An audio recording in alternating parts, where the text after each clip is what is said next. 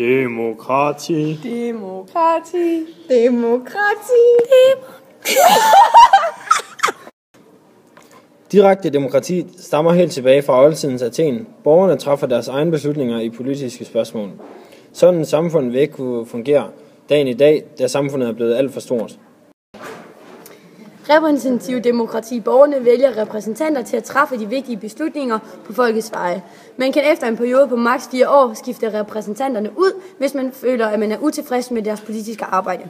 Det er det form for demokrati, vi har her i Danmark, da vi borgere er med til at vælge repræsentanter ind i Folketinget. I Danmark. Konkurrencedemokrati. Hvis man er tilhænger af konkurrencedemokrati, går man ind for, at borgerne udelukkende bør deltage i valg til Folketinget. Sådan et demokrati har vi ikke her i Danmark. Okay. Deltagelsesdemokrati. Man går ind for, at der skal være så stor folkelig deltagelse ved det repræsentativ demokrati, modsat konkurrencedemokrati. Det er det, vi i dag har i Danmark.